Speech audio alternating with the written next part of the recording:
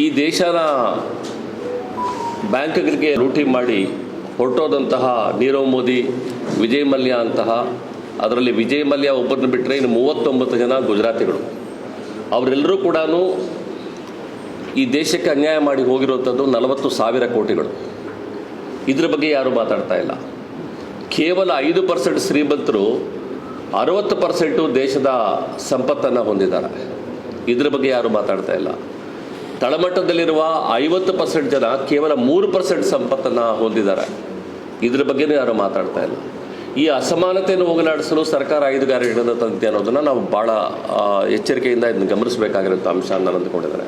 ಈ ವೃತ್ತಿ ಮೂಲದ ಆದಾಯಗಳು ಏನೇನಿದೆ ಅನ್ನೋದನ್ನು ಕೂಡ ನಾವು ಯೋಚನೆ ಮಾಡಬೇಕಾಗಿದೆ.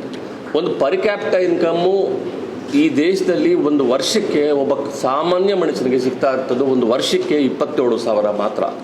ಅಂದರೆ ಅವನ ದಿನದ ಆದಾಯ 75 ರೂಪಾಯಿ. ಅಂದರೆ ಅವನ ದಿನದ ಆದಾಯ 75 ರೂಪಾಯಿ ಅಂತ ಹೇಳಿದ್ರೆ ಅದಾನಿಯ ದಿನದ ಆದಾಯ ಎಷ್ಟು ಅಂತ ಯೋಚನೆ ಮಾಡಿ. ಅದಾನಿಯ ದಿನದ ಆದಾಯ 1,600 ಕೋಟಿ ಅನ್ನೋದನ್ನು 2022 ಸೆನ್ಸಸ್ಸಲ್ಲಿ ಹೇಳಿದ್ದಾರೆ. ಅದನ್ನು 2022 ಸೆನ್ಸಸ್ ಭಾಳ ಕ್ಲಿಯರಾಗಿ ಹೇಳಿದರೆ ಅವರ ದಿನದ ಆದಾಯ 1,600 ಕೋಟಿ, ಈಗ 1,800 ಕೋಟಿಗಿಂತ ಹೆಚ್ಚಾಗಿದೆ ಅನ್ನೋದನ್ನು ತಮ್ಮ ಗಮನಕ್ಕೆ ಪ್ರಯತ್ನ ಮಾಡಲಿಕ್ಕೆ ಇಡ್ತಾ ಇದ್ದಾರೆ. ಅದ್ರ ಜೊತೆಗೆ ಈಗ ನಿರುದ್ಯೋಗಿಗಳಿಗೆ ನಾವು ಕೊಡ್ತಾ ಇರೋಂಥ ಹಣ 3,000 ರೂಪಾಯಿ ಏನು ಗ್ರ್ಯಾಜುಯೇಟ್ಸ್ಗೆ ಕೆಲಸ ಇಲ್ದಿರೋಂಥವ್ರಿಗೆ ಕೊಡ್ತಾ ಇದ್ದೀವಲ್ಲ, ಅದು ನಿರುದ್ಯೋಗದ ಸ್ಥಿತಿ ಈ ಜನವರಿಗೆ ಎಂಥ ತೀರಾ ಸ್ಥಿತಿ ಇದೆ ಅಂತ ಹೇಳಿದ್ರೆ, ಕೇಂದ್ರ ಸರ್ಕಾರದಲ್ಲಿ BJP ಆಳ್ವಳಿಕೆಯಲ್ಲಿರುವಂತಹ ಒಂದು ಇದರಲ್ಲಿ ಒಂದು centre for monitoring Indian economy ಅಂತ ಹೇಳ್ಬಿಟ್ಟು ಒಂದು ಡೇಟಾನ ಕಲೆಕ್ಟ್ ಮಾಡಿದೆ. ಅದು ಮತ್ತು ಇಂಡಿಪೆಂಡೆಂಟ್ ಥಿಂಕ್ ಟ್ಯಾಂಕ್ ಅಂತ ಹೇಳ್ಬಿಟ್ಟು ಒಂದು ಅನ್ಎಂಪ್ಲಾಯ್ಮೆಂಟ್ ರೇಟನ್ನು ಅವ್ರು ಹೇಳ್ತಾ ಹೋಗ್ತಾರೆ. ಅದರಲ್ಲಿ 6.8% ಅನ್ಎಂಪ್ಲಾಯ್ಮೆಂಟ್ನ ಸ್ಥಿತಿ ಇವತ್ತು ಕುಸಿದಿದೆ ಭಾರತದಲ್ಲಿ ಅನ್ನೋದನ್ನು ಅರ್ಥ ಮಾಡ್ಕೊಳ್ಳಿ. ಇವ್ರು ಏನು ಹೇಳ್ತಾ ಇದ್ದಾರೆ, ನಾವಿಷ್ಟು ಎಂಪ್ಲಾಯ್ಮೆಂಟ್ ಕೊಟ್ಬಿಡ್ತೀವಿ ಅಂತ ಹೇಳ್ತಾಲೇ ಬಂದರು.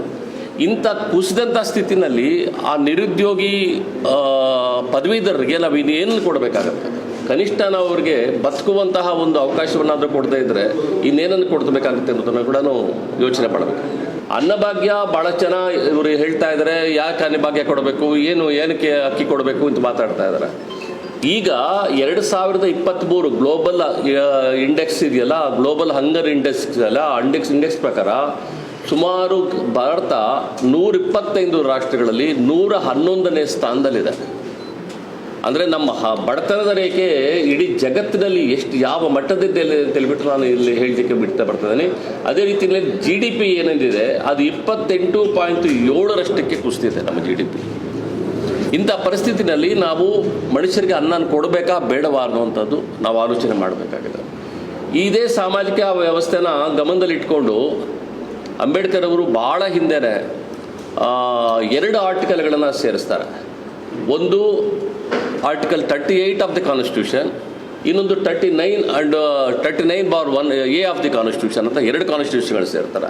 ಈ 2 ಕಾನ್ಸ್ಟಿಟ್ಯೂಷನ್ಗಳಲ್ಲಿ ಅವ್ರು ಭಾಳ ಕ್ಲಿಯರ್ ಆಗಿರೋದು, promote the welfare of the people of securing protecting it's effective as it may social order in which justice, social, economical, political ಈ ಎಲ್ಲವನ್ನೂ ಕೊಡಲಿಕ್ಕೆ ಈ 2 ಆರ್ಟಿಕಲ್ಗಳು ಸಹಾಯಕಾರಿಯಾಗಿದ್ದಾವೆ. ಆ 2 ಆರ್ಟಿಕಲ್ಗಳನ್ನು ಇದುವರೆಗೂ ಕೂಡ ಭಾರತ ದೇಶದಲ್ಲಿ ಅದನ್ನ ಇನ್ವೋಕ್ ಮಾಡಿರಲಿಲ್ಲ. ಮೊಟ್ಟ ಮೊದಲ ಸಲ ಕಾಂಗ್ರೆಸ್ ಸರ್ಕಾರ ಇದನ್ನು ಮಾಡಿ ನಮಗೆ ಈ ಒಂದು ಅನುದಾನಗಳನ್ನು ಕೊಡ್ತಾ ಇದೆ ಅನ್ನೋದನ್ನು ಇಲ್ಲಿ ಗಮನಿಸಬೇಕಾಗತ್ತೆ. ಈ ಆರ್ಟಿಕಲ್ಗಳನ್ನ ನಾನು ವಿವರಿಸ್ಲಿಕ್ಕೆ ಹೋಗಲ್ಲ, ಇದು ಭಾಳ ದೊಡ್ಡ ಪ್ರಮಾಣದಲ್ಲಿ ಇದು ಮಾಡ್ಕೊಂಡು ಹೋಗ್ತವೆ. ಇದೆಲ್ಲಕ್ಕಿಂತಲೂ ಹೆಚ್ಚಾಗಿ ಸಂವಿಧಾನಕ್ಕೆ ಮೂಲ ಆಧಾರ ಇರುವಂಥದ್ದು ಯಾವುದು ಅಂತಂದರೆ ರಾಜ್ಯ ನೀತಿಯ ನಿರ್ದೇಶಕ ತತ್ವಗಳು, ಅಂದರೆ directive principles of state policy ಅಂತ ಕರಿತೀವಿ. ಅದ್ರ ಪ್ರಕಾರನೇ ತಗೊಂಡ್ರು ಕೂಡ, ಸ್ಟೇಟ್ ಪಾಲಿಸಿ ಪ್ರಕಾರ ತಗೊಂಡ್ರು ಕೂಡ ಬೇಸಿಕ್ ನೀಡ್ಸ್ ಆದಂತಹ ಅನ್ನ, ಇದು ಶೆಲ್ಟರು, ಎಜುಕೇಷನ್ನು, ಎಂಪ್ಲಾಯ್ಮೆಂಟು ಮತ್ತು ಹೆಲ್ತು ಕೊಡಲೇಬೇಕಾಗಿದೆ ಅನ್ನುವಂಥದ್ದು ಅದು ಭಾಳ ಮುಖ್ಯವಾದಂಥ ಅಂಶ ಅನ್ನೋದನ್ನು ಯೂನಿವರ್ಸಲ್ ಡಿಕ್ಲರೇಷನಲ್ಲೇ ಅಂಬೇಡ್ಕರ್ ಅವರು ಅದನ್ನು ಹೇಳ್ತಾ ಹೋಗ್ತಾರೆ. ಇದಾದಮೇಲೆ ಭಾರತ ದೇಶ ಇಂಟರ್ನ್ಯಾಷನಲ್ ಕೋವೆನೆಂಟ್ಸ್ ಆಫ್ ಹ್ಯೂಮನ್ ರೈಟ್ಸ್ ಇದರಲ್ಲಿ ನಾವು ಸಿಗ್ನೇಟರೀಸ್ ಆಗಿದ್ದೀವಿ. ಈ ಸಿಗ್ನೇಟರೀಸ್ ಆಗಿರುವಂಥ ಸಂದರ್ಭದಲ್ಲಿ ನಮ್ಮ ದೇಶ ಮೊಟ್ಟ ಮೊದಲು ಇಲ್ಲಿ ನಾವು ಮಾಡಬೇಕಾದಂಥ ಕೆಲಸ ಏನು ಅಂತ ಹೇಳಿದ್ರೆ, right to food, right to livelihood, right to shelter, right to health, right to employment, ಇದನ್ನು ಭಾಳ ಕಡ್ಡಾಯವಾಗಿ ಕೊಡಬೇಕಾಗಿದೆ ಅನ್ನುವಂಥದ್ದನ್ನು ಯೂನಿವರ್ಸಲ್ ಡಿಕ್ಲರೇಷನ್ ಆಫ್ ಹ್ಯೂಮನ್ ರೈಟ್ಸಲ್ಲಿ ಭಾರತ ಸರ್ಕಾರ ಭಾಳ ಹಿಂದೆನೇ ಒಪ್ಪಿಕೊಂಡಿದೆ. ಇದನ್ನು ಕೂಡ ನಾವು ಇಲ್ಲಿಗ ಗಮನಿಸಬೇಕಾಗುತ್ತೆ. ಈ ಎಲ್ಲವನ್ನೂ ಗಮನದಲ್ಲಿಟ್ಕೊಂಡು ನಾವು ಈ ಒಂದು ಇವುಗಳನ್ನು ಕೊಡ್ತಾ ಇದ್ದೀವಿ, ಗ್ಯಾರಂಟಿಗಳು ಕೊಡ್ತಾ ಇದ್ದೀವಿ. ಇವುಗಳು ಬರೀ ಗಾಳಿಯಲ್ಲಿ ಮಾತಾಡ್ತಿದ್ದಾರಲ್ಲ, ಏನಿದು ಫ್ರೀ ಬೀಸು, ಆಮೇಲೆ ಇದು ಇವ್ರಿಗೆ ಯಾಕೆ ಬಿಟ್ಟಿಯಾಗಿ ಕೊಡಬೇಕು ಅನ್ನೋಂಥದ್ದು, ಬಿಟ್ಟಿಯಾಗಿ ಕೊಡುವಂಥದ್ದಲ್ಲ, ಅದು ಒಂದು ಸ್ಟೇಟ್ನ ಜವಾಬ್ದಾರಿ ಕೂಡ ಹೌದು ಅನ್ನೋಂಥದ್ದನ್ನು ಅರ್ಥ ಮಾಡ್ಕೋಬೇಕಾಗಿದೆ. ಈ ಹಿನ್ನೆಲೆಯಲ್ಲಿ ಏನನ್ನು ನಾವು ಕೊಡ್ತಾ ಇದ್ದೀವೋ ಅದು ಸಂವಿಧಾನದ ಪ್ರಕಾರ ಅಥವಾ universal declaration of human rights ಪ್ರಕಾರ ಅಥವಾ ಡೈರೆಕ್ಟಿವ್ ಪ್ರೊಸೀಜರ್ಸ್ ಆಫ್ ನಿರ್ದೇಶಕ ತತ್ವಗಳ ಪ್ರಕಾರ ಈ ಎಲ್ಲ ಪ್ರಕಾರವೂ ಕೂಡ ನಾವು ಕಾನೂನುಬದ್ಧವಾಗಿ ಅದನ್ನು ಕೊಡ್ತಾ ಇದ್ದೀವಿ.